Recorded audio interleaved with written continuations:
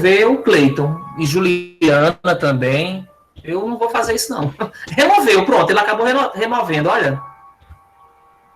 Que coisa. Mas eles podem voltar em seguida, não tem nenhum problema, não. Todos estão conseguindo colocar as... Ok. Então, eu vou projetar a rocha de 6, tá certo?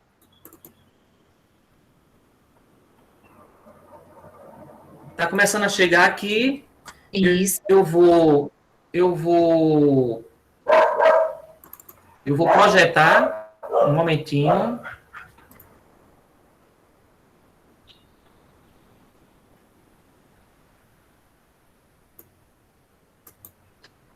Pronto. Na medida em que vocês estão respondendo, ele já está formando aqui a nuvem. Está dando para vocês verem? Sim. Excelente. Eu queria pedir para colocar novamente esse link no chat, porque eu saí do celular e entrei pelo computador, aí não aparece. Vou colocar, só um instante. Tá aqui. Prontinho.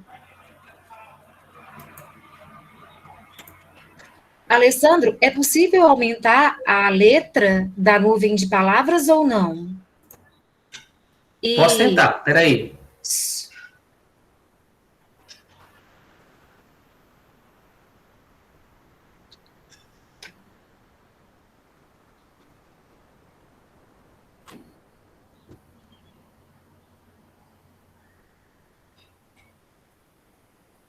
Não vou conseguir aqui com facilidade não, viu? Tá, então não se preocupe, porque a gente consegue visualizar as mais significativas daqui. Ótimo, pronto, tá ótimo assim. Perdão. Eu vou melhorar nisso daí. Vou melhorar nisso para a gente fazer melhor, assim. Fique tranquilo.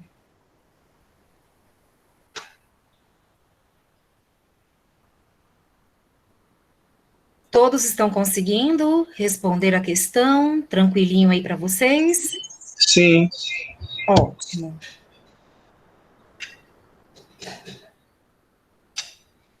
Nós temos 40 pessoas aqui na sala. Alessandro, quantas já responderam? 22, foi isso? Isso. Tá. Então, vamos dar mais uns 2 minutinhos aí para que as pessoas completem essa atividade, que é importante.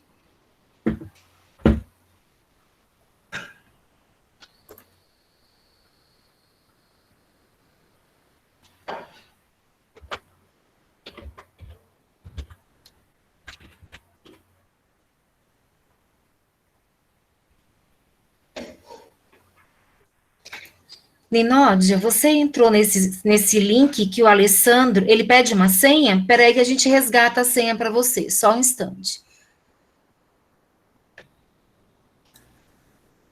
Tem que ver se está pedindo a senha mesmo ou o nome da palavra, porque tem 3 campos, e esses campos é para você já colocar a palavra, não é senha, apesar dela falar a palavra Word, né? Isso.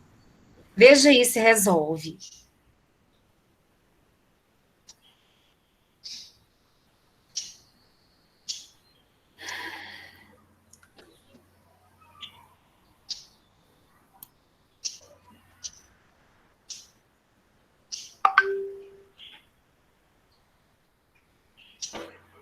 Vamos aguardar mais um pouquinho.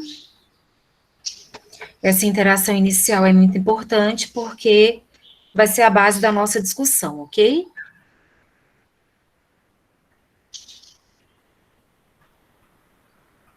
(27) Ainda precisamos de 12 pessoas. Faltam 12 pessoas contribuírem aí. Marli, eu não estou conseguindo. Eu não sei se eu perdi alguma coisa, alguma orientação sua, porque minha internet eu tive que sair várias vezes e entrar. Florzinha, você entrou nesse link do Mente-me? Entrei. Aí, no caso, tem assim, Enter ao Word, né? Aí, no caso, eu tenho que escrever o quê? Porque, no caso, é uma palavra. Isso, para mim, na hora que eu clico no link, vem a pergunta, né? E a pergunta é: a alfabetização de pessoas jovens e adultas deve acontecer tendo como base o quê? Aí você pode colocar uma palavra, a vida, na primeira linha, ou na segunda linha, a vida do educando. Até 3 palavras ele vai aceitar. Entendi, porque realmente eu não tinha ouvido essa orientação. Foi na hora que eu tive que sair, que eu estava com a conta do meu filho. Tá Isso, a experiência. Aí você precisa enviar para que chegue para nós, tá bom? certo, tá ok. Vou tentar. Tá Obrigada. bom, boa sorte. Eu já dei minha contribuição. Ótimo, Cleiton, muito obrigada. Já temos 28 contribuições, vamos aguardar aí mais um minutinho. E aí a gente já resgata essas contribuições iniciais de vocês. Para quem já fez a atividade, eu vou deixando aqui no bate-papo o link do formulário para registro da frequência, tá? Para Ótimo. que vocês podem, para que vocês já fiquem com essa garantia. Um momentinho.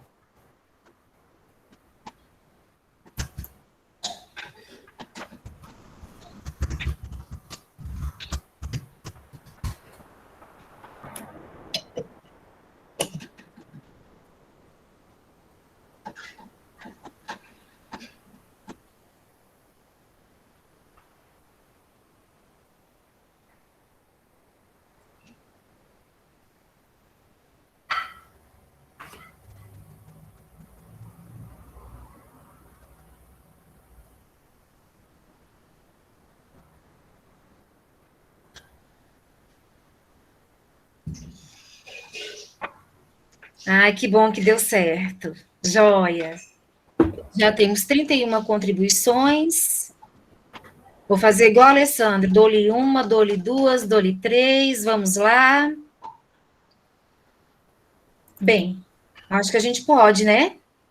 32.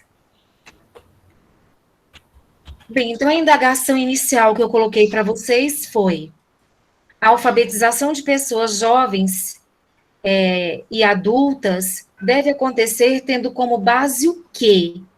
O que a gente precisa levar em consideração? O que nós, educadores e educadoras, precisamos nos ater para a gente começar esse processo ou dar sequência a esse processo de alfabetização e letramento nas turmas de educação de jovens e adultos? Vocês colocaram aqui algumas palavras, como, por exemplo, a realidade do educando, os seus conhecimentos prévios, suas vivências, suas realidades, mais uma vez, realidades. A gente precisa levar em consideração a importância do diálogo.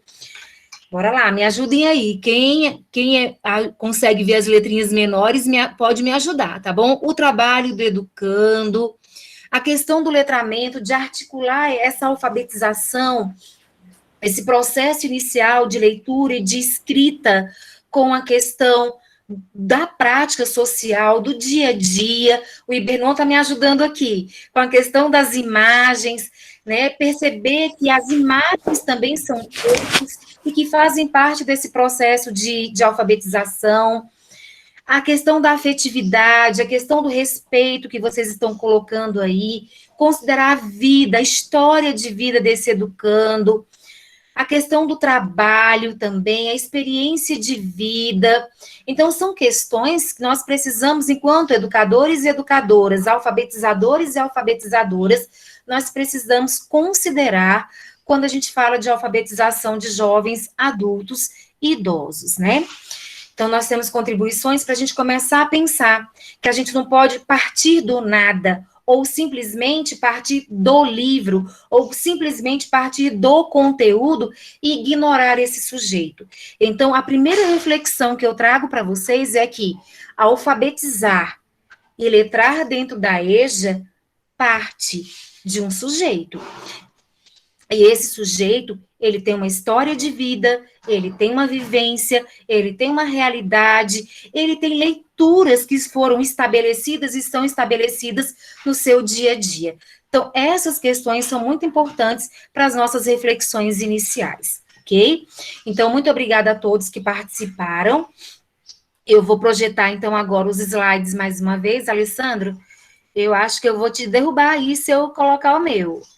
Compartilhar agora. Pode deixar, peraí. Eu tenho que tirar o meu.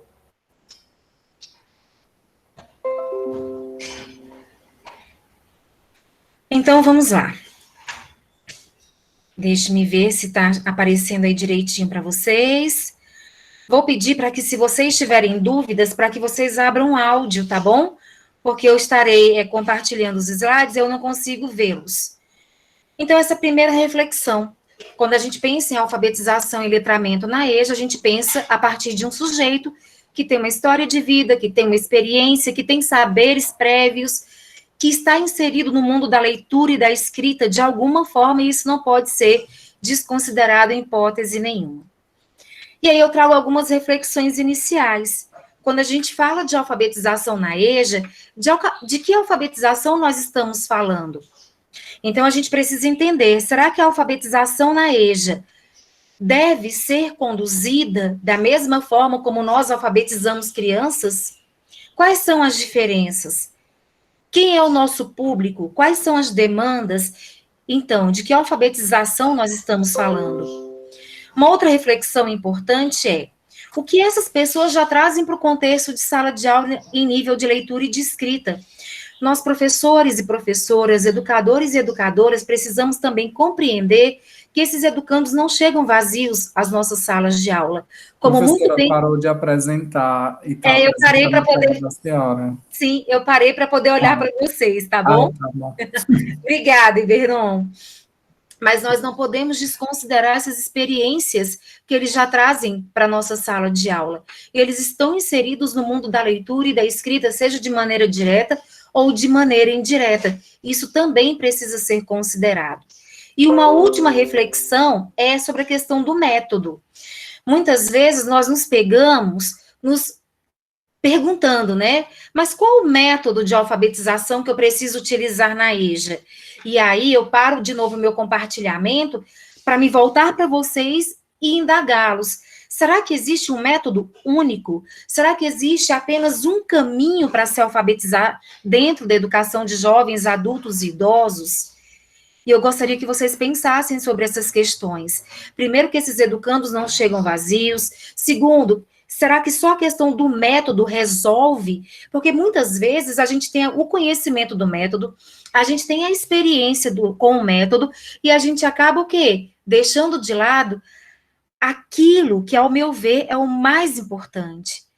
Como que esse método, como que essa minha experiência dialoga com esse sujeito da educação de jovens e adultos, com as experiências que eles já trazem em nível de leitura e de escrita.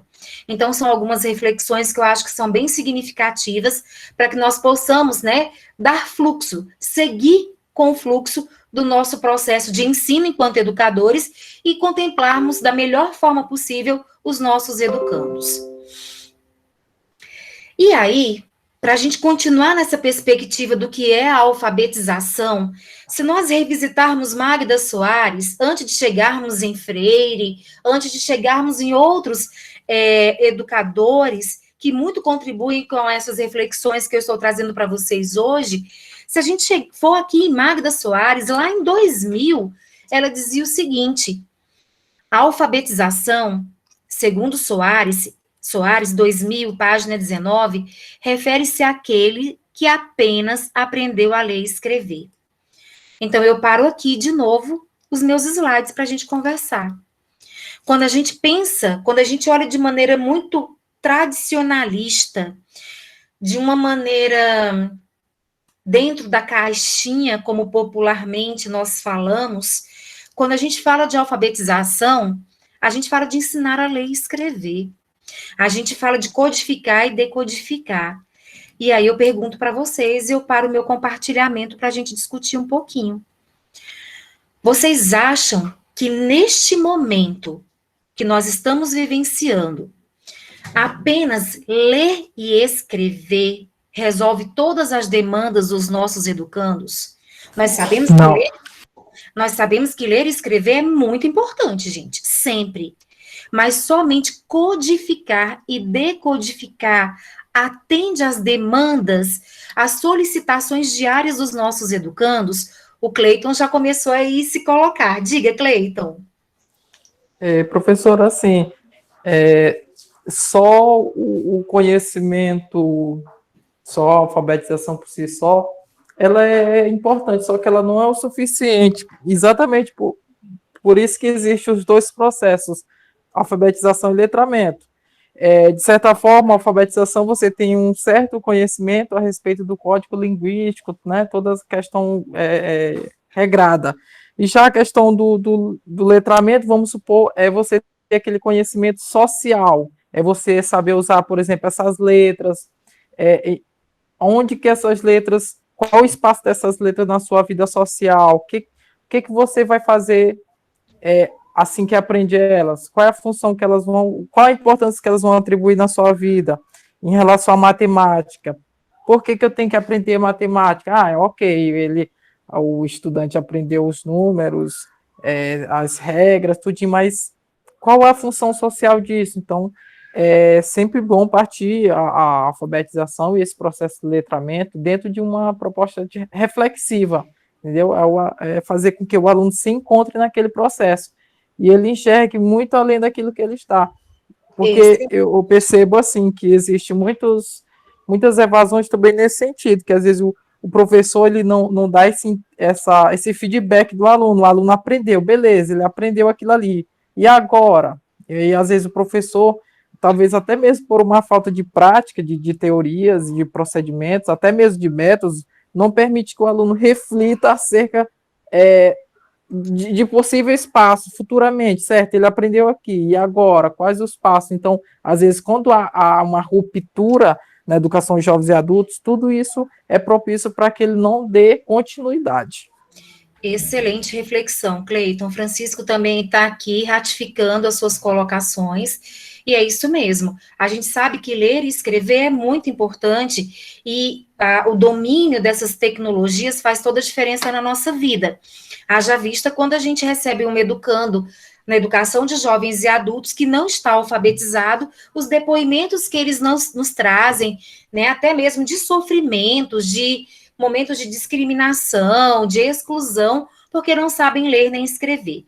No entanto, nós, enquanto educadores e educadoras, precisamos ficar atentos, porque ler e escrever, apesar de serem muito importantes, e são, nós precisamos também criar essa situação, ou criar uma proposta de trabalho de alfabetização que vá ao encontro das demandas sociais dos nossos educandos. E aí entra a questão do letramento, né? A Magda Soares, retomando aqui a apresentação, ela vai dizer o seguinte. Vou voltar aqui na Magda Soares. Deixa eu ver se já está aparecendo para vocês. A Magda Soares vai dizer: o termo alfabetização refere-se àquele que apenas aprendeu a ler e escrever, e não àquele que adquiriu o estado ou a condição de quem se apropriou da leitura e da escrita, incorporando-as nas práticas sociais que as demandam.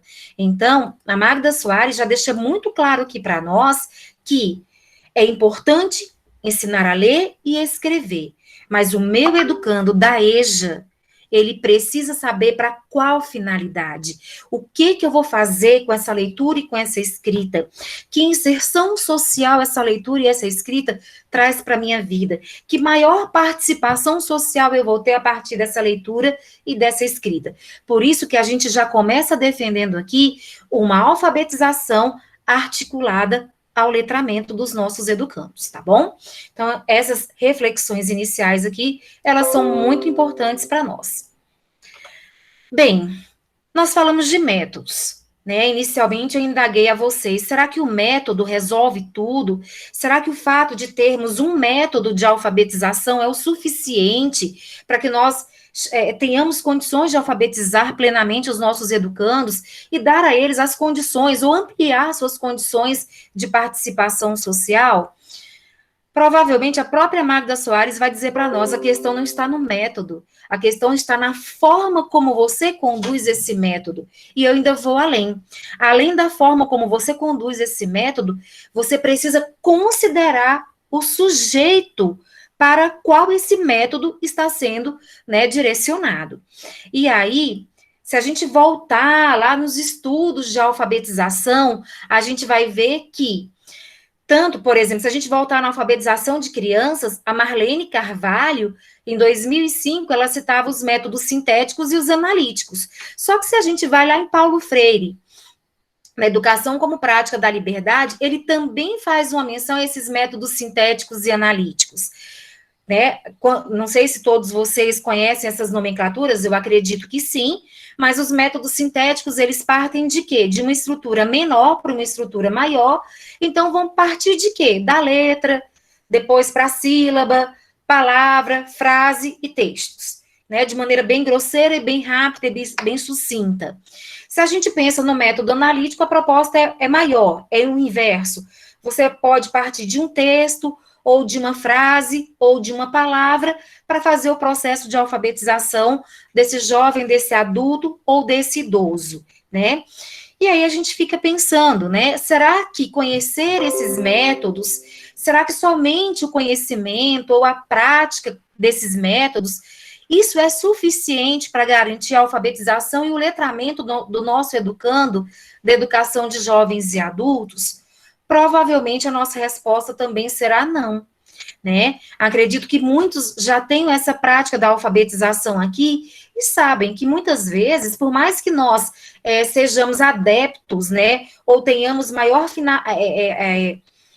maior empatia ou a maior aproximação com o método, a gente sabe que quando nós estamos dentro de um contexto de sala de aula de EJA, em que a diversidade se faz presente, muitas vezes a gente precisa, né, buscar outros métodos, outros caminhos e outras possibilidades para a gente garantir esse processo de alfabetização. Eu vou só dar uma paradinha para ler o que a Socorro disse. A Socorro disse assim: tive uma aluna que o sonho dela era tirar a CNH. Ela lia tudo, mas não escrevia. Concordo que os dois processos têm de estar juntos. É isso mesmo, Socorro, né? Se a gente voltar um pouquinho na nossa experiência enquanto estudante, você vai ver, Socorro, e os outros colegas que estão aqui, o quanto que é importante, né, a gente aliar esse saber escolar com o saber para a vida. Quantas vezes nós não nos pegamos dentro de uma aula com um professor ensinando determinado conteúdo e nós nos indagávamos, mas para que eu estou aprendendo isso? O que eu vou fazer com isso na minha vida? Então, é importante realmente que o processo de alfabetização tenha significado, faça sentido na vida do nosso educando, por isso que a gente defende a perspectiva da alfabetização juntamente com o letramento. E aí, nós temos aqui alguns caminhos, meus amores. Nós temos o caminho da alfabetização tradicional, em que a gente vai se pautar na codificação e na decodificação, que a gente já sabe que pode dar certo ou não, e nós temos um outro caminho, que é o caminho que a maioria dos pesquisadores, especialistas, educadores, dentro da educação de jovens e adultos, vem apontando para nós como uma das possibilidades, não como receita, mas como possibilidade. Uma alfabetização que considere os letramentos dos nossos educandos. Uma alfabetização que dialogue com as demandas sociais dos usos da leitura e da escrita que os nossos educandos precisam. Então, hoje, nós temos essa via de mão dupla, nós temos esses dois caminhos aí. Ou insistirmos nessa alfabetização tradicional, que o Cleiton muito bem sinalizou para nós, que muitas vezes pode, né, levar a uma questão de evasão, ou façamos, ou optamos por fazer um percurso um pouco mais complexo e mais completo, que é o percurso de aliar a alfabetização ao letramento, tá bom? Bem, vamos lá nos slides novamente. E aí, nós estamos aqui agora, né, vivenciando mundialmente as comemorações em relação ao centenário de Paulo Freire, e eu já trago um pouco, né, do que Paulo Freire traz para nós, trouxe e traz, e vai continuar trazendo para nós em nível de alfabetização, não só de jovens, adultos e idosos, mas também de jovens, adultos e idosos, né? O que nós vamos ter aqui? Uma proposta de alfabetização pautada em Paulo Freire, em que o educando, ele é sujeito, ele é ouvido, ele é acolhido, sua história de vida é respeitada, as suas demandas sociais, elas são respeitadas, e são utilizadas, eu vou colocar utilizadas entre aspas, porque eu não sei se é a melhor palavra, nesse processo de ensino e de aprendizagem, no processo inicial de alfabetização. E em meio às várias leituras e às várias falas de Paulo Freire, a gente pode pensar no educando dizendo para nós, educadores, educadoras, a seguinte frase: eu me alfabetizo para dizer a minha palavra e ser sujeito da minha história. Gente, eu vou parar aqui e vou voltar para vocês. É isso, né? É para isso que nós estamos aqui nos formando, buscando uma formação continuada, para a gente cada vez mais entender esse sujeito da educação de jovens e adultos e criar as condições e as possibilidades e as oportunidades pedagógicas para que ele diga a sua palavra, para que ele escreva a sua palavra e para que ele se perceba cada vez mais como sujeito. O Francisco colocou assim: o valor social do conteúdo pode ser entendido como a relação do objeto e do discurso ensinado com seu entorno. Exemplo: o bairro citado em um currículo pode excluir socialmente. O que significa o currículo como identidade? Então, o Francisco ele já vai extrapolando, já vai trazendo para nós essa questão aí do sujeito, essa questão da realidade do educando, essa questão do currículo, desse educando no contexto escolar e para além desse contexto escolar. E dando seguimento, o professor Carlos Rodrigues Brandão, ele vai dizer o seguinte: se a gente pensa numa alfabetização em concomitância com o letramento, ou uma alfabetização que dialogue com as práticas sociais dos nossos educandos, e aí a gente pode trazer inúmeros autores, mas a gente pode resgatar aqui, com muita tranquilidade, Paulo Freire. O Carlos Rodrigues Brandão vai dizer o seguinte: nós, enquanto educadores e educadoras, precisamos criar as condições para que o nosso educando tenha condições de perceber o sentido daquela leitura e daquela escrita. É importante que nós criemos condições para que esse educando diga a sua palavra, escreva o seu pensamento, cocrie ou recrie ou revisite a sua cultura, mas que ele tenha condições de transformar a sua história. Vou parar mais uma vez, tá bom? No início desse ano, eu trouxe o resultado da minha tese de doutorado para uma discussão aqui no Eixo de Movimento. E uma das questões que eu trouxe para a gente pensar é essa questão da transformação por meio da leitura e da escrita. Talvez vocês que estão aqui já tenham escutado várias vezes os educandos que chegam para vocês na EJA para serem alfabetizados, se colocando numa situação de inferioridade, numa situação de não aprendizagem. Para mim, muitos já chegaram dizendo: Renata, eu dou umas paradinhas para poder dar uma olhadinha para vocês e ver aqui o chat, tá bom, amor? Mas eu posso seguir direto, tá certo? Bem, só para finalizar esse raciocínio, a gente já deve ter ouvido, vocês já devem ter ouvido em alguns momentos essas questões: eu não aprendo, eu não dou conta, isso não é para mim, eu não sei para que eu vim para cá, eu estava equivocado, a escola não é para mim, não é isso? E aí, o que acontece? Nós, professores, precisamos também criar essas condições, como o Carlos Rodrigues Brandão muito bem coloca para nós, para que os nossos educandos não só aprendam a ler e escrever e saibam utilizar essas tecnologias no seu dia a dia, mas que eles possam reconstruir essas identidades também, né? É importante a gente criar as condições para que eles deixem de se ver como incapazes, entre aspas, porque não sabem ler e escrever, e percebam que eles têm tantas aprendizagens que a leitura e a escrita só vão realmente agregar ao que eles já sabem, tá? Então, vamos lá.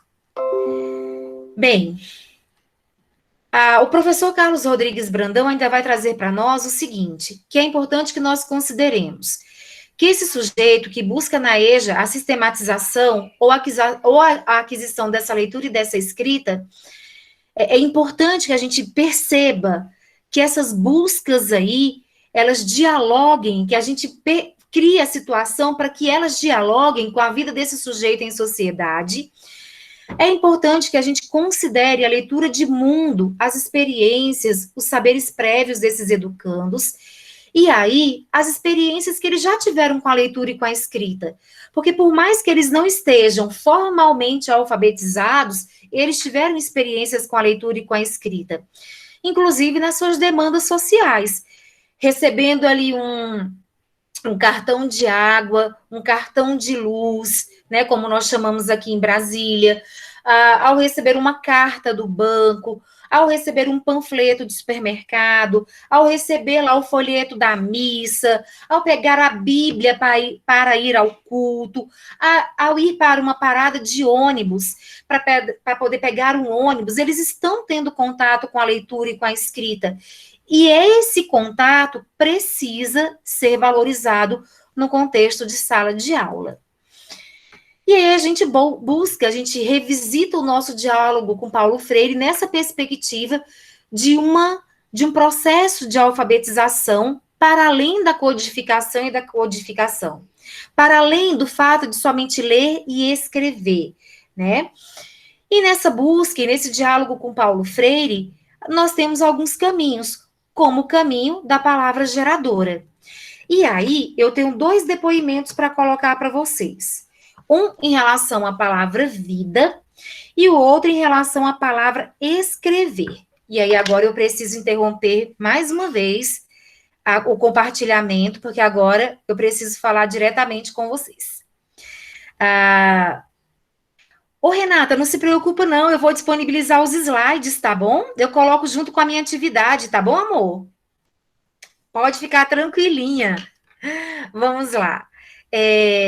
Então, eu gostaria de compartilhar com vocês 2 experiências que eu tive com a palavra geradora. E a gente vai ver que o trabalho com a palavra geradora não ficou em angicos.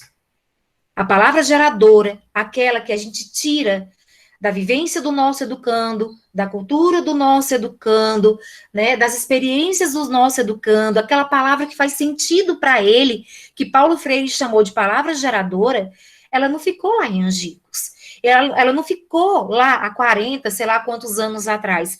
Ela é muito atual e ela traz muitos resultados dentro do processo inicial de alfabetização. E aí, eu trago, então, 2 experiências. Uma com a palavra vida e a outra com a palavra escrever, em 2 projetos diferentes que eu trabalhei. O primeiro é a palavra vida. O trabalho com a palavra vida foi feito no meu projeto de doutorado lá no Pôr do Sol, que fica aqui em Ceilândia, no Distrito Federal. Nós trabalhávamos com as palavras geradoras de Paulo Freire e eu cheguei para dar aula, já tínhamos escolhido previamente com os alunos, né, qual que seria a palavra geradora dessa aula, e quando nós chegamos para ministrarmos o encontro, ficamos tristemente abalados com a notícia de que um educando havia falecido de câncer de mama. E em meio a toda a nossa conversa, eu conversei com as educandas e disse, olha, gente, nós tínhamos preparado uma palavra geradora para esse encontro, mas eu quero saber se vocês querem manter a palavra geradora ou se vocês querem substituir. Estamos tristes, né, pelo falecimento da nossa amiga. Essa palavra morte sempre nos traz muito sofrimento, e uma aluna falou, professora, posso dar uma sugestão? Ao invés de nós usarmos a palavra anterior, e ao invés de falarmos de morte, vamos falar de vida. Vamos fazer da nossa aula hoje um grande debate sobre a importância da vida e o que a gente pode fazer para vivermos bem. E aí eu perguntei aos outros educandos se eles concordavam com essa sugestão, todos concordaram, e nós fomos discutir sobre a vida. O que era a vida, qual o sentido da vida, como viver bem, como não viver bem, o que a gente pode fazer para ter uma vida melhor, o estudo e vida, qual a relação que tem entre esses dois, e nós fizemos uma grande discussão. Esses educandos estavam realmente no processo bem inicial de alfabetização. Eu resgatei Paulo Freire, depois dessa discussão, e com essa discussão também, apresentei a palavra vida, nós trabalhamos as famílias silábicas dessa palavra e eu pedi para que esses educandos formassem novas palavras. E foi o que nós tivemos, uma primeira experiência para além de angicos. Nós conseguimos dar um passo além em relação à palavra geradora, porque a palavra geradora daquele momento foi escolhida pelos educandos, considerando uma vivência que eles tinham acabado de ter. E foi o primeiro momento que nós tivemos, e foi um momento de muito significado e alegria daqueles educandos, porque a gente discutiu a palavra vida, eles viram essa palavra, entenderam que ela era formada por famílias silábicas e tiveram condições de formar as suas primeiras palavras. Imagine o que é para um educando que nunca escreveu conseguir formar a sua primeira palavra. E mais, dizer, eu entendo o que está escrito aqui, professora. Olha o significado que isso tem na vida do nosso educando.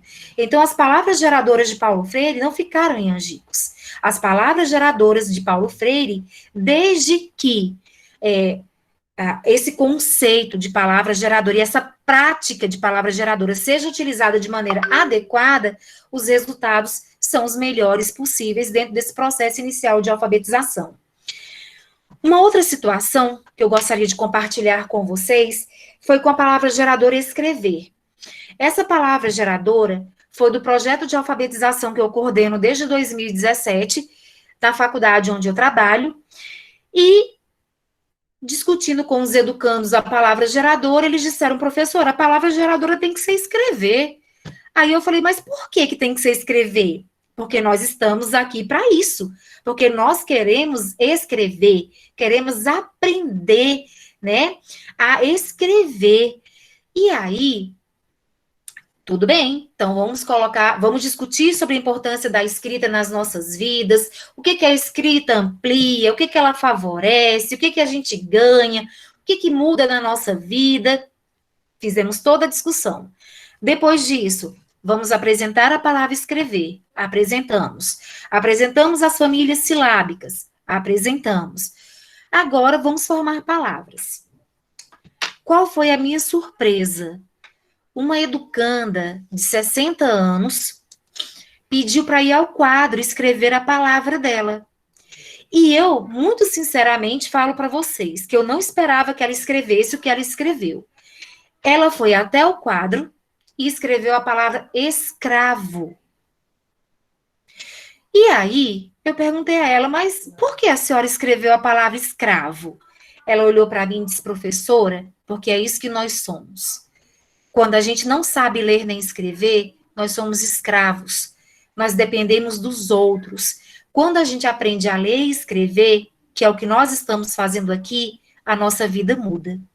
Olha que depoimento maravilhoso a partir de uma palavra geradora que foi escolhida por eles. E eu reforço, eu não esperava que ela fosse escrever a palavra escravo e tão pouco que ela me desse essa resposta. E eu estou falando de uma educanda, né, de 60 anos de idade, que estava ali aprendendo as primeiras palavras da sua vida. Então, fica aí para nós a primeira questão que a gente pode levar no nosso coração. As palavras geradoras de Paulo Freire não ficaram para trás. As palavras geradoras de Paulo Freire fazem sentido na nossa vida e na vida dos nossos educandos, ok? Vou voltar para a minha apresentação. Vamos lá? Bem, vamos lá, que vai aparecer para vocês agora. Ótimo.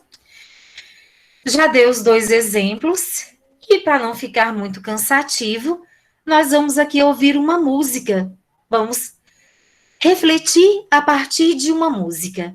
Então, eu vou compartilhar com vocês agora um vídeo do YouTube que vai falar sobre Paulo Freire, vai falar sobre a alfabetização, vai falar sobre essa leitura do mundo, sobre essa questão de nós escutarmos os nossos educandos, de nós valorizarmos as suas experiências, ok? Então, só um instante, eu paro este compartilhamento. Realmente, eu preciso fazer essas paradas para que a aula fique um pouco mais dinâmica, tá bom? E eu vou colocar, então, o vídeo para vocês. Só um instante, já vou deixar aqui grande. Mas antes disso, vamos lá. Deixa eu compartilhar com vocês. Aqui, pronto. Bem, eu vou fazer um primeiro teste para ver se não vai dar nenhum eco, tá bom? Se não der nenhum problema aí para vocês, tá certo? Se der um eco, eu desligo o meu áudio e vocês vão me sinalizando se tá tudo bem. Vou fazer só o teste.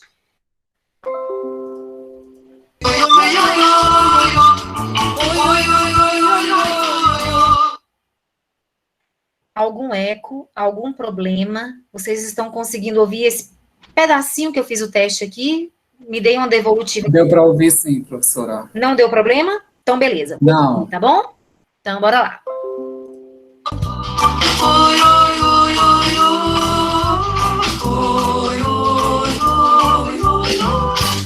Vamos ler o mundo, escrever o mundo, juntos fazer a nossa história acontecer. Vamos ler o mundo, escrever o mundo, juntos fazer a nossa história acontecer. Acontece que o movimento cresce, é um ato plural coletivo, é a luta de homens e mulheres, Paulo Freire, Cacique, Chaves, conquistar o direito da escrita, da leitura é tornar-se cidadão, que transforma, que faz política, que critica, que faz revolução. Vamos ler o mundo, escrever o mundo, juntos fazer a nossa história acontecer. Vamos ler o mundo, escrever o mundo, juntos fazer a nossa história acontecer. Acontece que o mundo cresce, é uma cultura coletivo, é a luta de homens e mulheres, Paulo Freire, Cacique, Chaves, conquistar o direito da escrita, da leitura é tornar-se cidadão, que transforma, que fala de política, que critica, que faz revolução.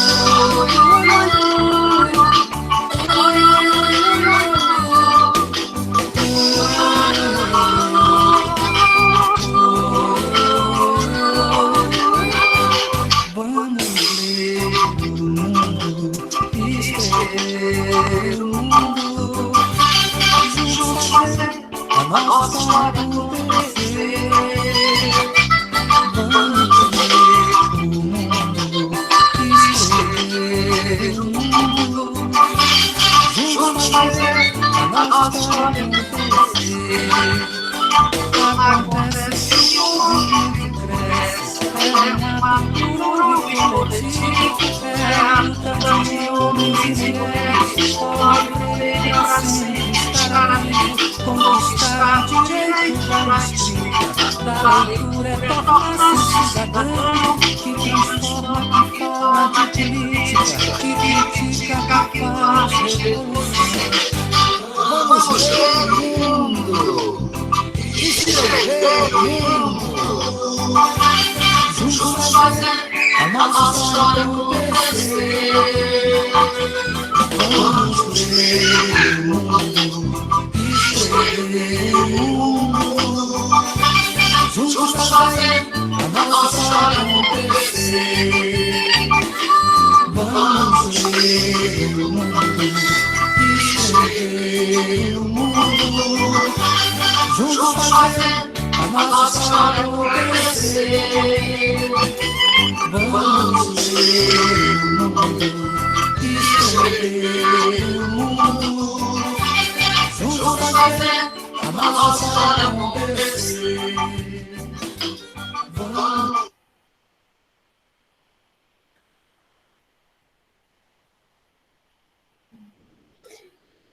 Eu acho forte essa música, eu não sei vocês, mas eu acho que ela vem ao encontro do que a gente está colocando aqui, não é isso que nós queremos? Que o nosso educando leia o mundo, escreva para o mundo, numa perspectiva cada vez mais cidadã, mais autônoma, não é isso? E agora eu sigo um pouco mais direto com os slides, tá bom? Para a gente ter um tempinho de bater um papo no final. Então, bora lá. Aqui, eu vou compartilhar aqui. Bem, seguindo, então, o que nós somos desafiados hoje? De acordo com a professora Sônia Couto, do Instituto Paulo Freire, nós somos, então, incentivados a reinventar, né, essa proposta de alfabetização de Paulo Freire. Paulo Freire trabalhou com a palavra geradora, eu também trabalhei, provavelmente muitos de vocês tenham trabalhado, e nós temos outras experiências que vão ao encontro dessa reinvenção da proposta de alfabetização de Paulo Freire, no melhor sentido dessa palavra, pensando de ir além da questão da silabação, né, como nós temos também. E aí eu trago o que o professor Renato Hilário dos Reis, daqui de Brasília, um dos maiores alfabetizadores que nós temos em Brasília e no Brasil, ele vai dizer que essa palavra geradora também pode ser compreendida e aprofundada na perspectiva de uma situação, problema, desafio. E aí eu trago para vocês uma outra experiência.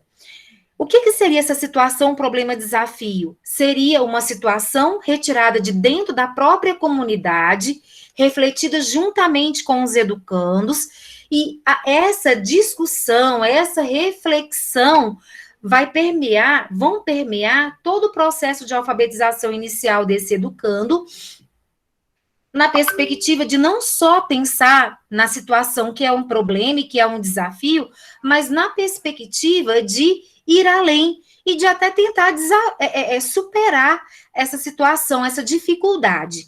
E aí eu vou dar um exemplo para vocês.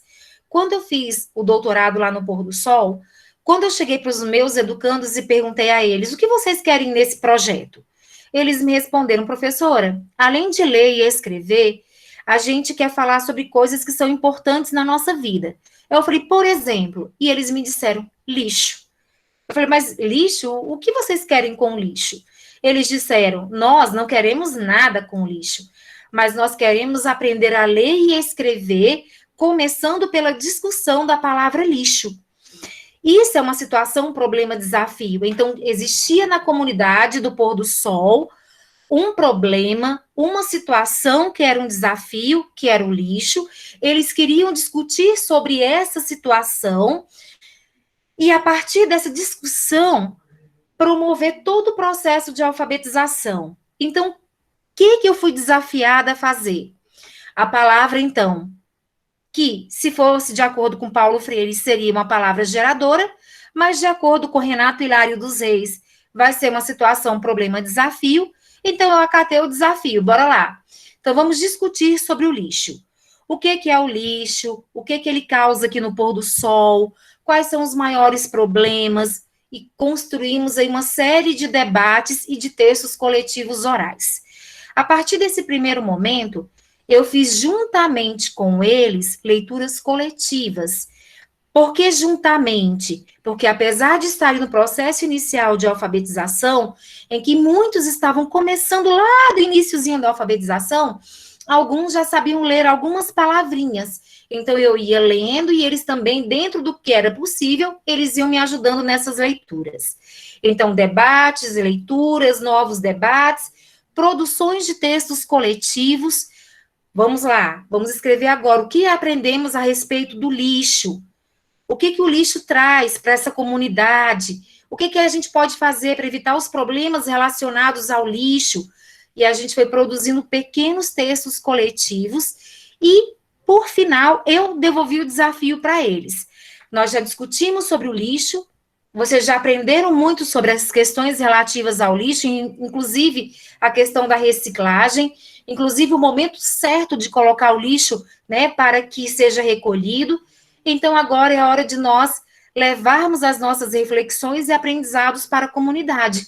Foi o momento em que nós fomos até a rua principal do Pôr do Sol para a gente conversar, para nós conversarmos com os nossos, com as pessoas, com os moradores da comunidade, sobre a questão do lixo, sobre as doenças causadas, sobre o papel de cada um dentro desse contexto. isso é um trabalho com a situação, problema, desafio, a partir de Renato Hilário dos Reis. Então, essa é uma outra experiência e um outro caminho que nós podemos aí seguir em busca de uma alfabetização mais significativa para os nossos educandos. E aí, a professora Sônia Couto, né, do Instituto Paulo Freire, ela vai trazer para nós algumas orientações que são bem importantes dentro dessa perspectiva de uma alfabetização articulada com o letramento. Ela vai dizer que a primeira questão que nós, professores, precisamos pensar, para além do método, para além da escolha da palavra geradora ou da situação, problema, desafio, ela vai dizer que nós precisamos valorizar o diálogo entre o saber escolar e o saber acumulado ao longo da vida do nosso educando, em busca de uma aprendizagem significativa.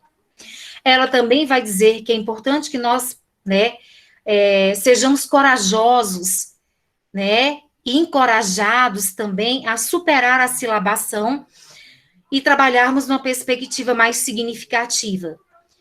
Ela também traz algo que a gente sempre discute, a questão de não infantilizarmos as propostas de atividades que nós trazemos para a educação de jovens e adultos. Ela diz também sobre a importância de nós termos um ambiente alfabetizador com escritas por toda parte, mas essas escritas precisam escritas que dialoguem com esse estudante, com esse sujeito da educação de jovens e adultos. A professora Sônia Couto, ela resgata algo que Paulo Freire coloca muito em destaque em suas obras, né? A questão de que professor e aluno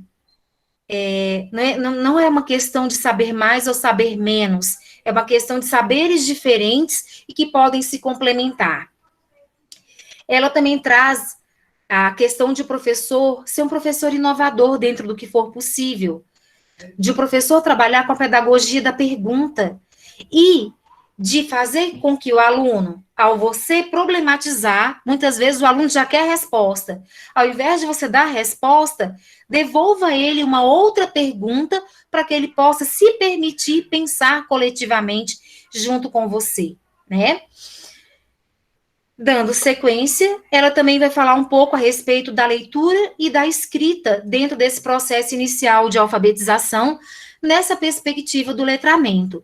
Primeiro, quando a gente pensa na leitura, a gente precisa entender que a leitura está presente em todos os momentos da nossa vida.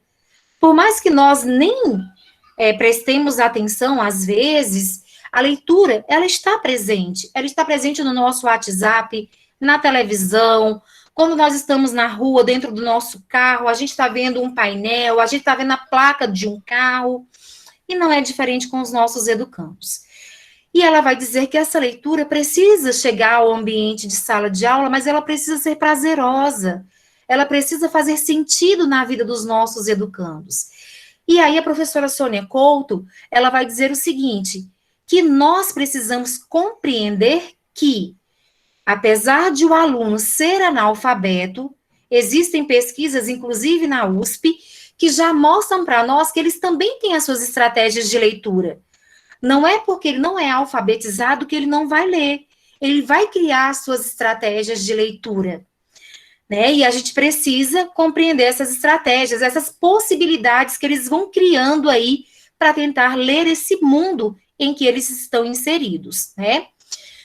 E aí, o que nós vamos trazer aqui? O que a gente pode trabalhar? Algumas poucas sugestões em nível de leitura. As imagens, as fotos, as pinturas, até mesmo as falas, elas podem ser lidas, desde que sejam leituras significativas, né? A gente traz também como sugestão de o professor alfabetizador começar a ler e pedir para o outro educando ler. Se você sentir que isso é possível dentro do seu contexto de sala de aula, você pode trabalhar também com uma letra de uma música e resgatar essa letra de uma música para fazer uma interpretação.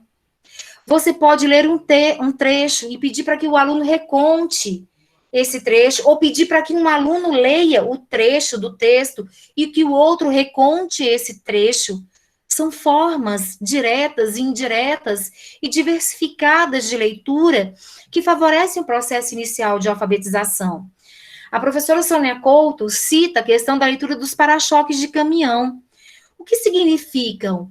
O que está por trás daquelas frases? Vocês já pararam para pensar nessas questões?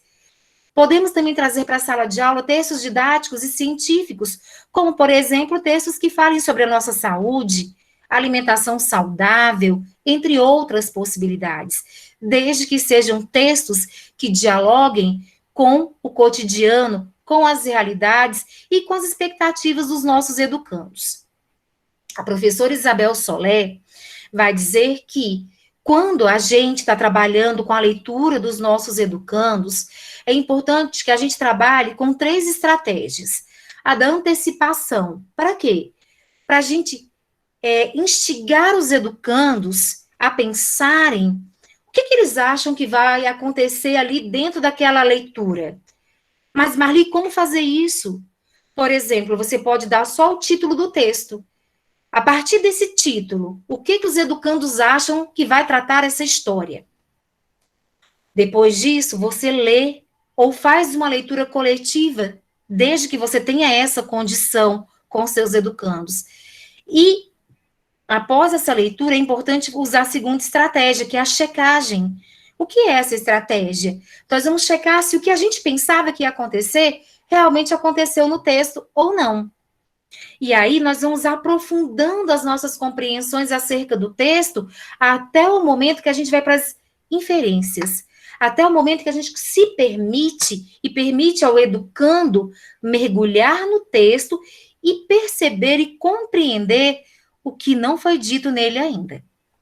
Agora, antes de falar da escrita, eu vou interromper o compartilhamento para eu ver se vocês têm alguma dúvida, tá bom? Vamos ver. Até aqui, tá tudo sob controle? Me digam aí se tá tudo claro para vocês. Vou disponibilizar tudo para vocês. Tudo que eu estou utilizando aqui na minha aula, eu vou colocar na atividade. Vou colocar os vídeos, os slides, juntamente com as atividades, tá bom? Mas eu quero saber se tem alguma dúvida, se tá tudo certo, se vocês têm sugestões, se alguma vivência, alguma coisa já foi ao encontro do que vocês vivenciaram, tá bom? Podem ir colocando aqui no chat, ou podem abrir o áudio, podem se colocar. Eu vou dar uma paradinha aqui de alguns minutos também para que vocês tenham essa voz dessa vez, que é tão importante para mim, porque eu já estou na etapa final aí da minha fala com vocês, tá bom? Ótimo. Ó, eu tô adorando os elogios. Eles são importantes, né, para poder, né, a gente ter força aqui na cabeleira, que ainda tem aula até 10 da noite hoje, gente. Então, se tá tudo certo, eu vou seguir, tá bom? Me interrompam, está ótimo, tranquilo, ótimo, Angélica. Então, eu vou seguir também. Bora lá. Falamos da leitura. E a escrita? Como? O que a gente vai escrever? O que a gente pode instigar os nossos educandos a escreverem? O que é importante que eles escrevam? Bem, a escrita na alfabetização. Só que antes de pensar na escrita, gente, é sempre muito importante a gente resgatar a importância da oralidade. É importante que os nossos educandos falem.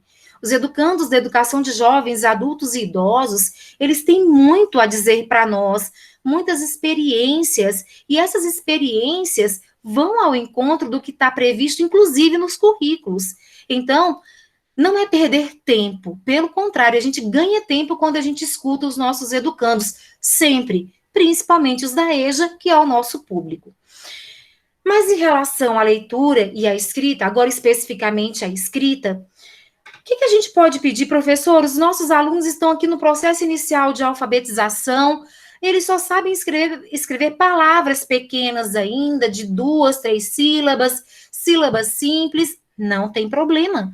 Que tal fazermos uma lista de compras, de frutas, banana, laranja, abacate, uma listagem simples. Que tal, a partir do momento que eles forem ganhando confiança, instigá-los, levá-los a escreverem mensagens para os colegas e colocarem no painel como eles gostam de ser vistos, né, e de verem os outros. Olha a importância da comunicação. Que tal escrever um recadinho para a professora? Que tal a produção de um cartaz coletivo? Cada um escreve uma palavra, como a gente fez lá com a palavra vida. Que tal lermos os anúncios, porque os anúncios fazem parte da vida dos nossos educandos também. E em meio a essas escritas, a reescrita textual é o momento da nossa intervenção. Ele escreveu a maçã com 2 S's, é o momento da nossa intervenção.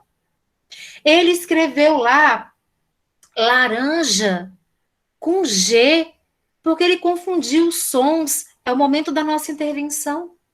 E a partir dessas escritas que vão surgindo a partir das nossas interações, né, dos nossos planejamentos, que tal a criação de um momento, né, para que eles possam socializar as suas escritas individuais, coletivas, com momentos de musicalização, de apresentação, de testemunhos orais, de falas, de relatos, tudo isso faz parte desse processo inicial de alfabetização e pode ser contemplado na escrita, né?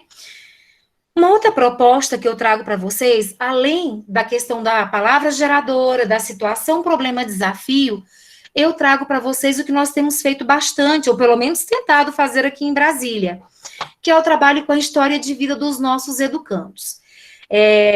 Essa é uma demanda que a gente já vinha apontando para os professores de EJA há algum tempo, e com a eclosão aí da pandemia da Covid-19, nós reforçamos em todos os documentos norteadores da EJA daqui de Brasília, do primeiro segmento, principalmente do primeiro segmento, mas para os outros também, desde que seja necessário, o trabalho com a história de vida dos nossos educandos.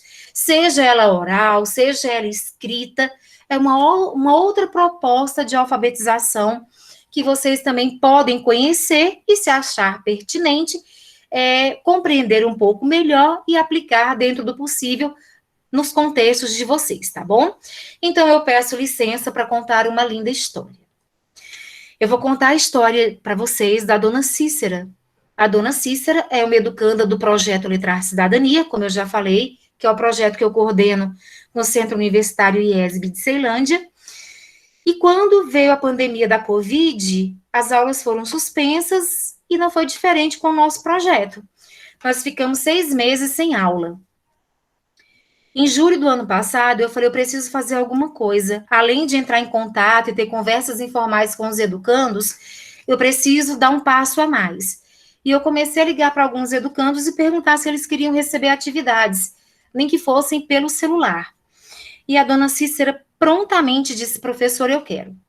Pode mandar a foto, pode mandar o áudio, pode me ligar, que eu vou fazer as tarefas que a senhora pedir, porque eu preciso continuar a aprender a ler e escrever.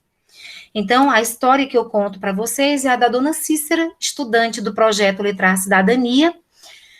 Dona Cícera, ela nasceu lá no interior do Ceará, lá numa cidadezinha chamada Ipu. Dona Cícera não teve condições de estudar quando criança. Por quê? Porque ela trabalhava na roça.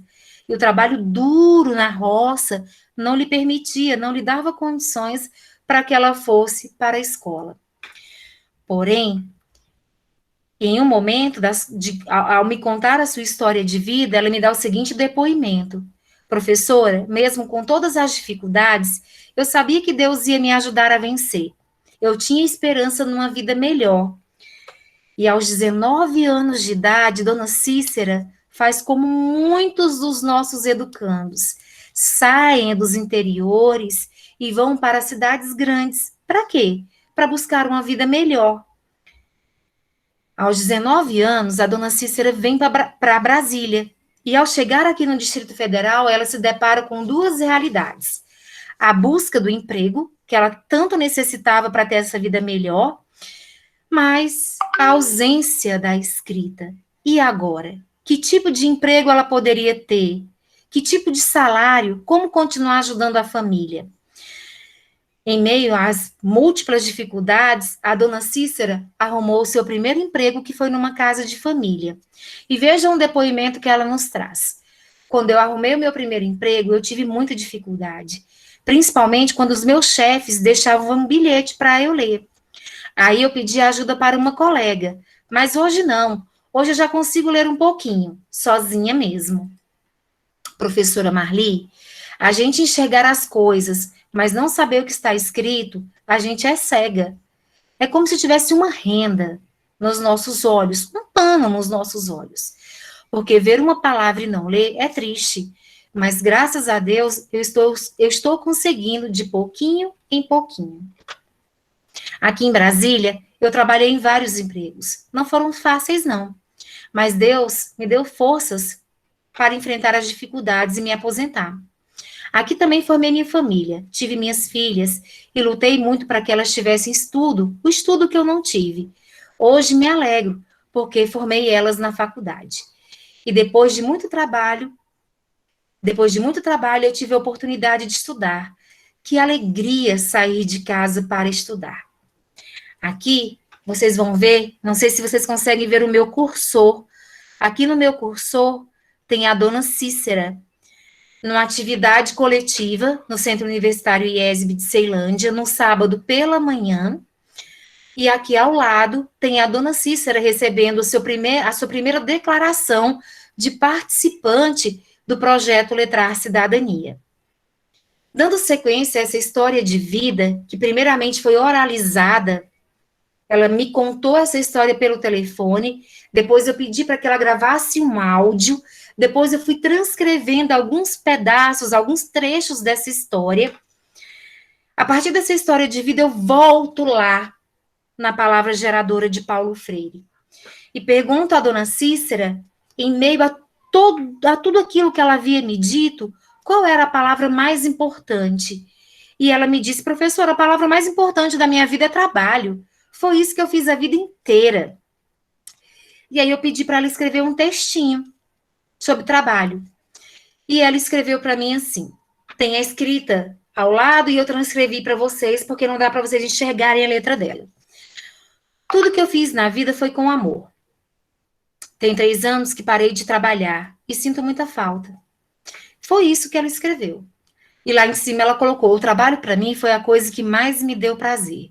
Então nós temos um texto pequeno, formado de 3 parágrafos apenas, e a partir desse pequeno texto, dessa palavra geradora que surgiu de onde? Da história de vida dela, eu começo a fazer as primeiras intervenções. Como se construir um texto, o título, o começo, o meio, o fim, a questão do parágrafo, da letra maiúscula, as intervenções em nível ortográfico. E aí vocês vão ver aqui a letra da nossa educanda. Eu peço para ela reescrever o texto agora com a letra dela e eu trago um pedacinho ela escrevendo. O trabalho para mim foi e sempre será a coisa que sempre fiz com muito prazer. Professora, mas nesse texto ainda tem muita coisa para corrigir, não tem? Tem, mas nós estamos num processo inicial de alfabetização. E todas essas coisas que a gente ainda pode construir para deixar um texto mais completo, mais complexo, né? Um texto até esteticamente, sem repetições, né? Com um pouco, talvez, mais de lógica, de coerência e de coesão, são processos, são momentos vindouros dentro desse processo de alfabetização inicial. E aí, eu me dispus a fazer por telefone com ela um texto coletivo. Eu peguei o texto introdutório dela e, juntamente com ela, por telefone, a gente foi reconstruindo esse texto. E aqueles 3 parágrafos viraram esse texto que tem começo, meio e fim. O trabalho foi e sempre será a coisa que eu fiz com muito prazer. Porque tem gente que trabalha reclamando e xingando. Eu nunca fiz isso. Eu sempre trabalhei desde criança, mas na roça eu só plantava. Não era fácil, mas eu não reclamava, não. Aqui em Brasília eu trabalhei muito, mas eu venci e vi minhas filhas terem um estudo que eu não tive. Só vim ter agora.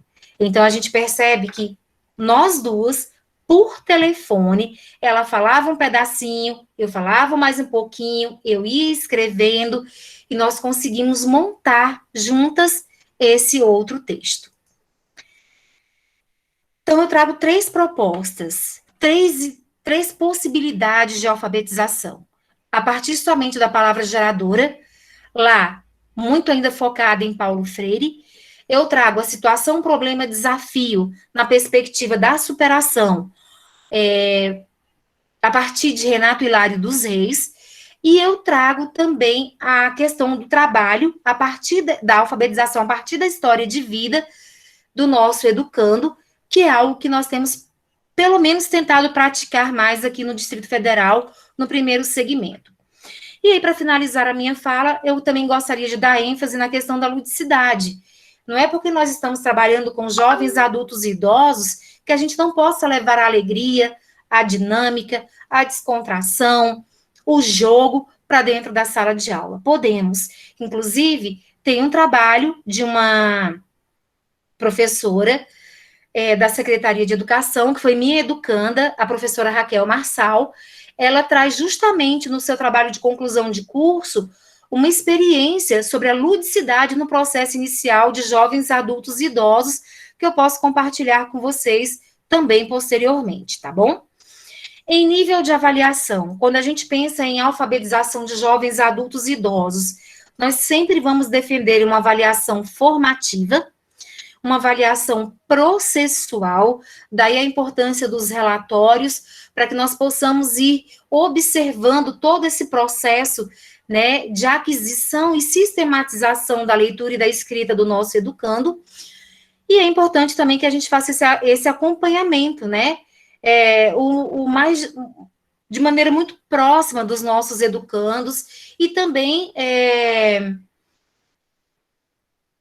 com a periodicidade, né, gente? Não é olhar uma vez e daqui a 2 meses eu olho de novo como que o educando tá. Até para que a gente possa fazer intervenções mais adequadas, mais corretas e no momento mais propício.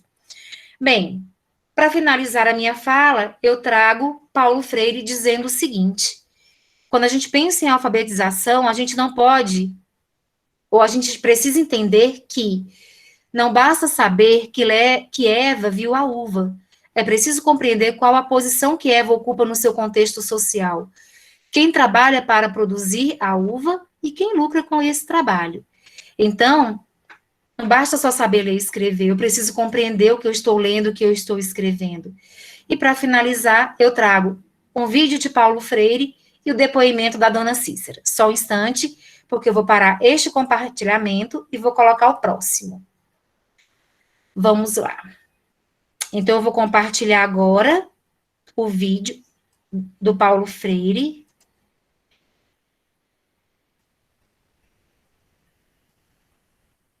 Que ruxou aqui. Foi aqui nessa sala. Esse vídeo do Paulo Freire é um vídeo que muito me inspira. É um vídeo que eu gostaria realmente de fechar esse encontro com vocês e abrir para os nossos debates. Mas ele é um vídeo um pouco mais baixo, tá bom? Então, eu vou precisar que vocês se concentrem bastante para que vocês possam ouvir direitinho, tá? Então, eu vou soltar o vídeo aqui para vocês.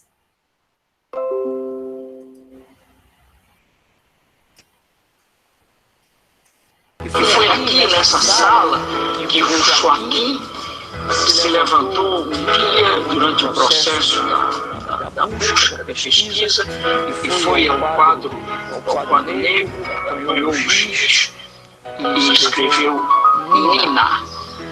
E quando acabou de escrever Nina, ele deu uma gargalhada nervosa que quase não terminava. E eu disse: Joaquim, que parte, que ato de... Ele olhou para mim e disse: puxa, Nina é o nome de minha mulher. Professora Marli, desliga o seu microfone. Tá com eco. Tá com eco? Então eu vou voltar todo o vídeo e vou desligar o meu microfone, tá bom? Só um instante.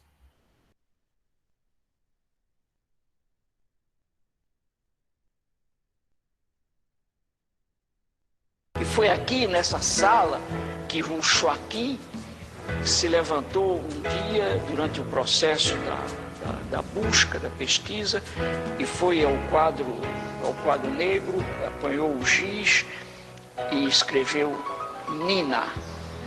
E quando acabou de escrever Nina, ele deu uma gargalhada nervosa que quase não terminava. E eu disse, Joaquim, que passa, que há contigo? E ele riu, olhou para mim e disse, puxa, Nina é o nome de minha mulher. Quer dizer, eu hoje ainda me sinto profundamente emocionado pela significação simbólica. Eu percebia nos olhos deles, nas caras deles, uma espécie de alívio centenário. É como se estivessem sacudindo para fora uma pedra de cima do ombro que há séculos repousava neles. E percebi o gosto da briga, o gosto da luta para superar o obstáculo.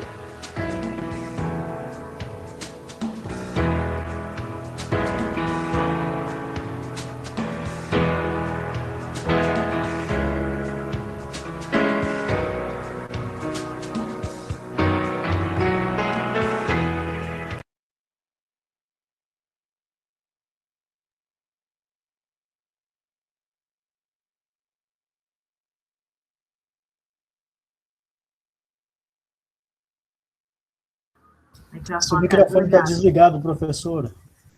Momento importante com Paulo Freire, quando ele coloca para nós a nossa emoção e a emoção do nosso educando ao escrever as primeiras palavras. E para finalizar, então, vamos ao depoimento da dona Cícera.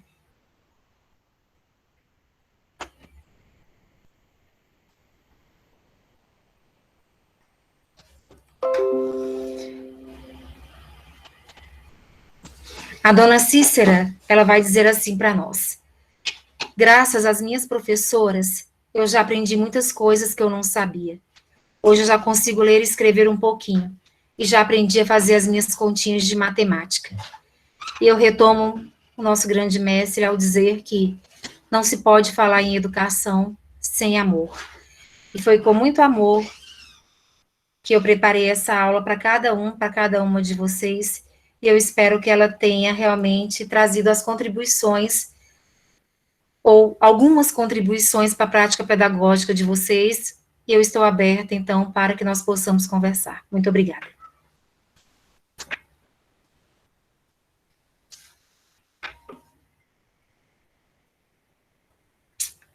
Vamos lá.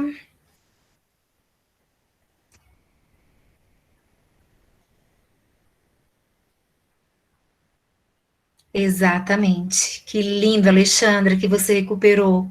Lindo, é isso mesmo.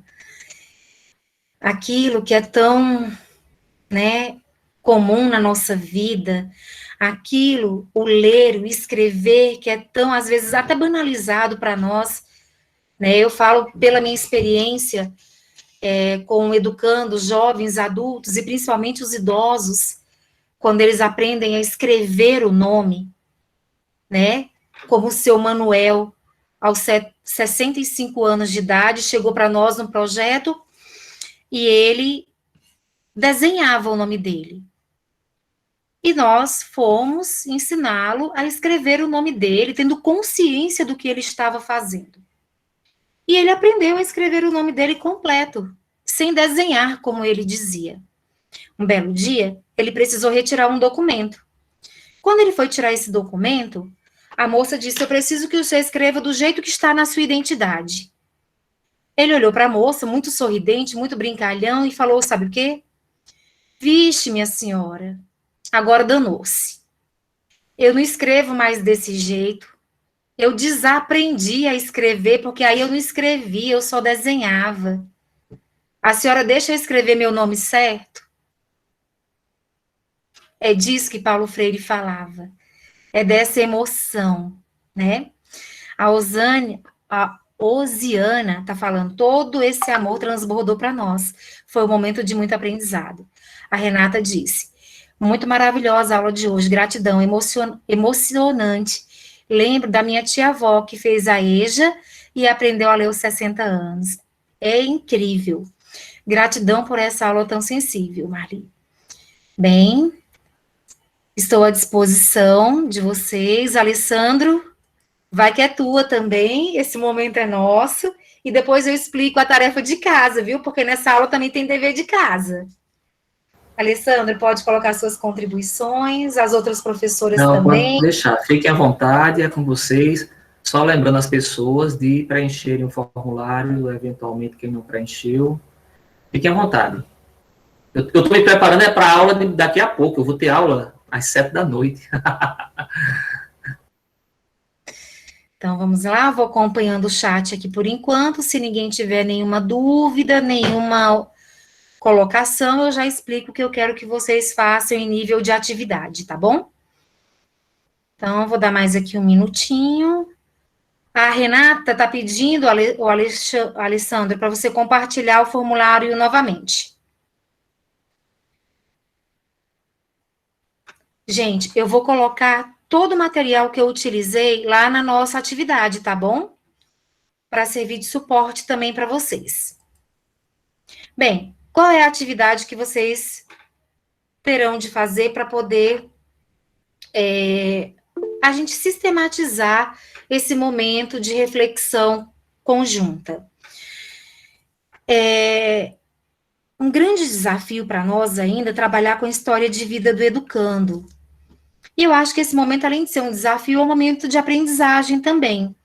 Então, a minha sugestão de atividade, que eu vou colocar na plataforma, mas só vou colocar para vocês amanhã de manhã, porque daqui a 20 minutos eu também tenho aula,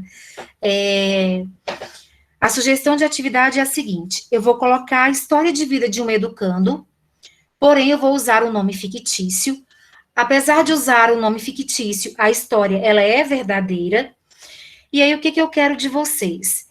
Eu quero que vocês pensem que quando a gente escuta essa história de vida, quando esse aluno escreve essa história de vida, nós também estamos trabalhando o currículo. E quando a gente pensa no currículo, a gente pensa nos componentes curriculares, em língua portuguesa, matemática, história, geografia, arte, educação física. Então, qual é o desafio de vocês? Vocês vão receber uma história de vida de um educando, e eu quero que vocês analisem essa história de vida. A partir dessa história de vida, que componentes curriculares o professor pode trabalhar, e como ele pode trabalhar esses componentes curriculares. Então, eu vou dar um exemplo. A história de vida da dona Cícera. Eu vou até voltar na história dela e vou compartilhar aqui com vocês, para vocês entenderem a proposta qual que é. Por exemplo, a história de vida da dona Cícera. Ela começa aqui dizendo, meu nome é Cícera e nasci no Ipu. Aqui ela já começa com a identificação. Ela já começa dizendo quem é ela. A gente está falando de identidade. Ela diz, eu nasci em Ipu, no Ceará. Quando ela diz que ela nasceu no Ipu, no Ceará, eu penso que, enquanto professora do primeiro segmento, eu também tenho que dar aula de geografia. Então, eu posso resgatar essa informação para dar uma aula de geografia. Mas como que eu poderia utilizar essa informação dentro dessa aula de geografia? Ela diz, durante a minha infância, eu não estudei porque eu trabalhei na roça. O que eu posso fazer a partir dessa informação, em nível de um trabalho dentro de sala de aula que contemple os componentes curriculares?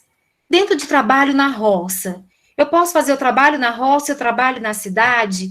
Eu posso fazer cartazes mostrando as diferenças? Posso. Depois, nós temos aqui os depoimentos da dona Cícera. Tem um momento que ela vem para a cidade grande, Brasília. Brasília, a gente pode fazer um trabalho sobre a história de Brasília com os nossos educandos. Então, é nessa perspectiva que eu quero que vocês trabalhem. Eu quero que vocês leiam essa história de vida desse educando e me digam, olha, a partir dessa história de vida podem ser contemplados os seguintes componentes curriculares: português, matemática, história, geografia, papapá, papapá. Mas eu não quero só que vocês elenquem os componentes curriculares. Eu quero que vocês me digam como essa história de vida pode ser abordada dentro desses componentes curriculares. Eu consegui ser clara? Ficou claro para vocês? Me deem aqui um feedback no Zap ou no áudio. Sim? Ótimo. Ótimo. Então, é isso que eu vou postar para vocês amanhã, até o meio-dia. Eu resolvo as demandas da secretaria e na hora do almoço eu coloco para vocês, tá bom? Tem 2 questões aqui no Zap. Uma da Márcia. Além desse trabalho com a história de vida dos educandos, comente um pouco mais sobre as formas de trabalho que utilizam no primeiro segmento. Então, olha só, no primeiro segmento, Márcia, aqui em Brasília, nós temos possibilidades. Uma possibilidade que a gente tem batido muito na tecla é realmente a história de vida, mas nós temos ainda muitos professores que optam por trabalhar com os métodos mais convencionais de alfabetização, que às vezes dão muito certo, às vezes não. Então, por exemplo, o método silábico, o método alfabético, ou em alguns momentos até acabam aliando alguns métodos entre si para poder favorecer esse processo de alfabetização, tá bom? Em alguns momentos, os professores têm dado ênfase também na palavra geradora. Numa reunião bem recente, uma professora colocou para nós que a escola dela... Sim, eu vou colocar tudo direitinho para vocês. Uma professora falou que eles trabalham na escola dela a alfabetização por meio de projetos. Então, por exemplo, o projeto desse mês é festa junina. Então, tudo que estiver relacionado à alfabetização vai partir dessa ideia macro que é festa junina. Tá? Dentro dessa perspectiva cultural e não religiosa, tá? Então, são algumas abordagens que estão sendo utilizadas aqui em Brasília, tá bom? Vamos ver. A Janiara falou o seguinte: parabéns pela experiência única, ainda sou estudante de pedagogia e, por enquanto, somente absorvendo conteúdo, mas em breve estarei em campo de estágio. Ô, Janiara, eu vou te falar uma coisa. Sabe onde começou a minha paixão desesperadora pela EJA? Foi no meu estágio no curso de pedagogia. Lá quando o Brasil foi descoberto, lá em 1500, quando eu estagiei. Então, meu primeiro contato, né, com a sala de aula foi com a educação de jovens e adultos. E eu fui para a escola com todas as orientações que a professora deu. Marli, você vai entrar na sala de aula, você vai sentar no seu canto e você vai observar e você vai anotar tudo. Quando eu cheguei lá, a diretora disse: a professora da 2ª série faltou, você está aqui na escola, eu não posso ir para a sala, você vai. Aí eu disse: vou, bora, esse sangue paraibano aqui, eu vou, bora lá, e fui. Perguntei só qual era o conteúdo, porque eu falei: meu Deus do céu, se for de matemática, só Jesus na causa. Ela disse: não, o conteúdo é sujeito simples e composto. Eu disse: amém, muito obrigada. Fui, dei minha aula. Quando terminou a aula, a aluna virou para mim e disse: professora, você explica muito melhor que a minha professora, você não quer vir para cá? Então, eu guardo essa frase que tem 23 anos que eu escutei, bem aqui no meu coração. Então, aproveite esse momento do seu estágio, esse momento do campo, porque ele é perfeito para as aprendizagens e para esses amores eternos, tá bom? Deixa eu ver aqui mais alguém. Deixa eu ver. A Lidiene falou: quando for postar a atividade, tem como informar o prazo para devolução?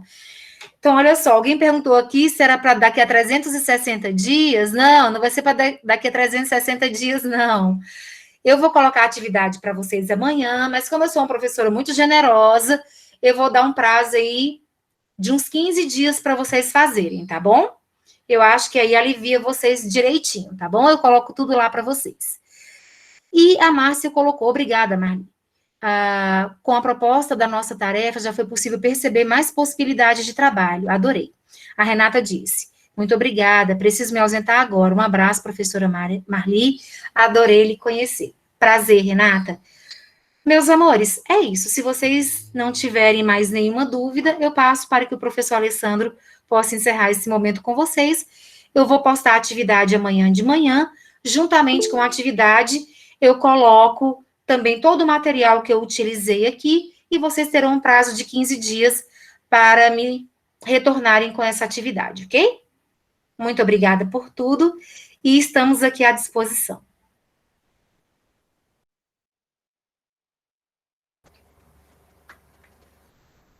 Muito bem. Eita, que coisa boa. Obrigado, Marli, pela sua aula maravilhosa.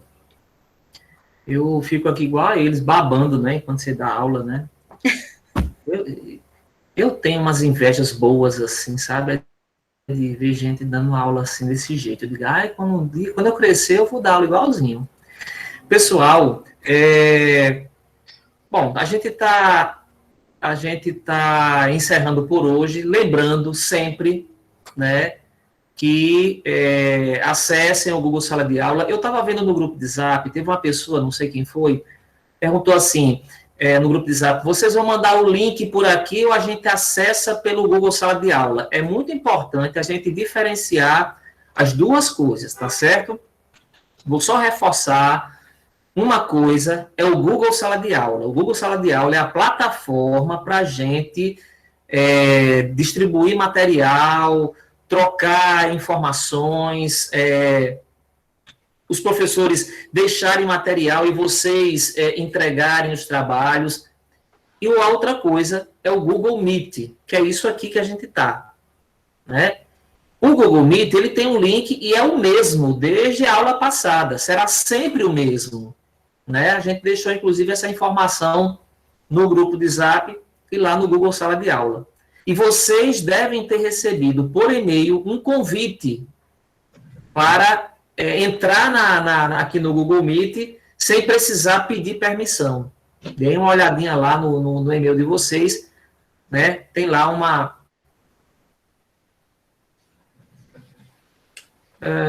Pois é, Ellen, eu não sei explicar por que é que agora, mas, enfim, isso não é um problema, tá certo? Que a gente pode permitir, né? Isso não é um problema, em princípio. O problema apenas é quando a pessoa confunde uma coisa com a outra, pensa que Google Meet é a mesma coisa que o Google Sala de Aula, e não é, tá certo? Vocês vão ter 15 dias para fazer esse trabalho com a professora Marli, e dia 29, né, que é dia de São Pedro, cada um aqui com um milhinho na mão, uma canjica, uma pamonha, com os pés tremendo com vontade de dançar forró, a gente se encontra novamente, né, para discutir, inclusive, né, o Paulo Freire com a professora Fernanda. Vamos fazer o seguinte, eu vou, como diz lá em Salvador, assim, vou fazer melhor, faça melhor, pois Janice, vou fazer melhor. Eu vou deixar na descrição do grupo o link do Meet, tá certo? O link do Meet, não é do Google Sala de Aula, tá certo?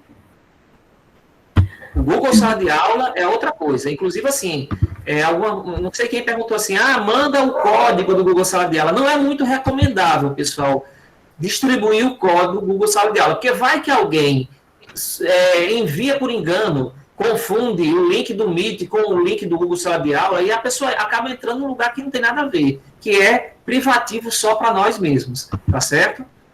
Mas, em todo caso, aquelas pessoas que, por acaso, ainda não conseguiram entrar no Google Sala de Aula, têm que se comunicar conosco, ou pelo Zap, ou pelo e-mail, né, para que a gente possa equacionar o problema, caso a gente encontre algum problema em relação a isso. Tá bom?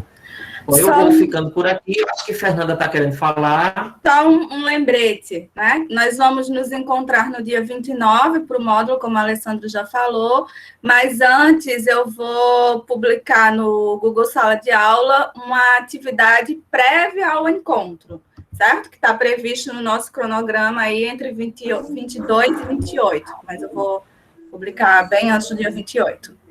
Tá ok? Só para vocês lembrarem e darem uma olhada lá no Google Sala de Aula, que vai ter uma orientação que antecede o encontro propriamente dito. Era este o lembrete que eu queria dar, Alessandro. Ok. Fechamos, Marli, então? É isso? Fechamos. Muito obrigada a todos por esse momento maravilhoso. Janice está perguntando se a entrega é depois da aula. A entrega de quê, Janice? Não, a Fernanda acabou de falar que vai ter uma atividade anterior. Então, antes da aula dela, eu tenho que entrar, ver a tarefa e já entregar. Isso, exatamente. Não vai ser entrega só depois da sua aula. Não, depois não, anterior. Ela precisará de que vocês façam essa atividade para ela poder pensar a aula dela. Isso. Combinado, combinado. Tá claro, galera? Bom, então ficamos por aqui. Um grande beijo para todos, para todas. Fiquem bem, Tchau, se tchau. cuidem. Boa semana. Beijos. Beijos.